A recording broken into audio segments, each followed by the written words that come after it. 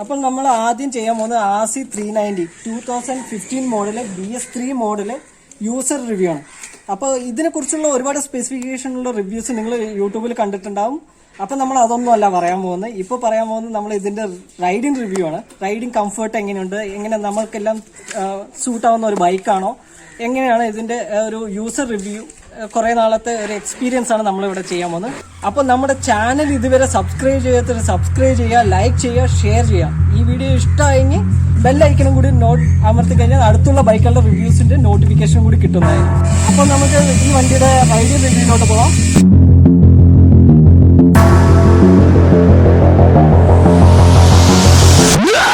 ഈ ബൈക്ക് എടുക്കുമ്പോൾ കുറഞ്ഞ പക്ഷം ഒരു ഹെൽമെറ്റ് എങ്കിലും ഇടണം. ഞാൻ ഫുൾ ബോഡി കിറ്റാണ് ഞാൻ പ്രിഫർ ചെയ്യാൻ പറയത്തുള്ളൂ.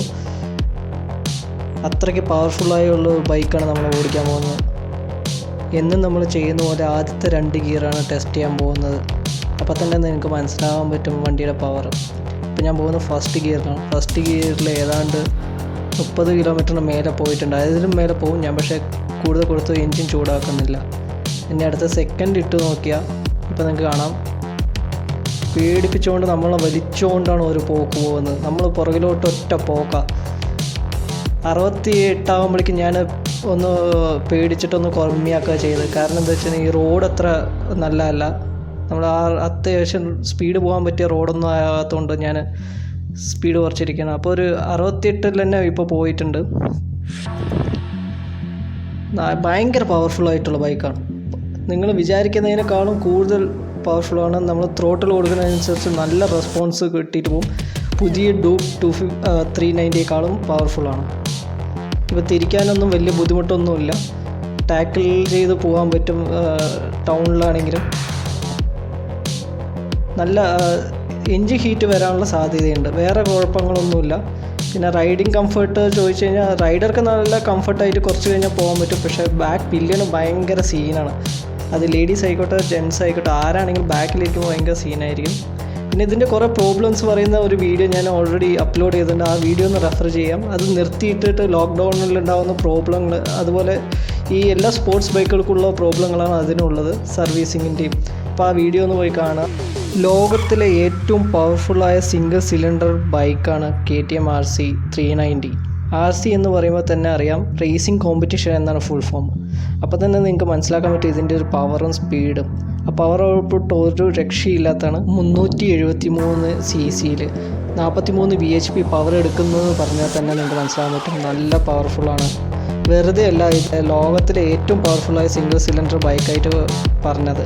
അതുകൂടെ അതിന് ഏറ്റവും കൂടുതൽ ഗേൾസ് ഫോളോ ചെയ്യുന്ന ഒരു ബൈക്ക് കൂടിയാണ് RC. അപ്പോൾ അത്യാവശ്യം ഇമ്പ്രസ് ചെയ്യാൻ പറ്റിയ ഒരു ബൈക്ക് തന്നെയാണ് RC 390 പറയുന്നത്. 2,67,000 രൂപയാണ് കയ്യിൽ കിട്ടുമ്പോൾ RC.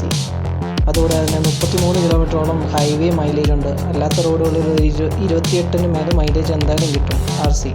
ഞാൻ ഇതാണ് യൂസ് ചെയ്യുന്നത്. എൻ്റെ സ്വന്തം വാഹനമാണ്. അടിപൊളിയാണെന്ന് എനിക്ക് പറയാൻ പറ്റുള്ളൂ ഒറ്റ നോട്ടത്തിൽ തന്നെ.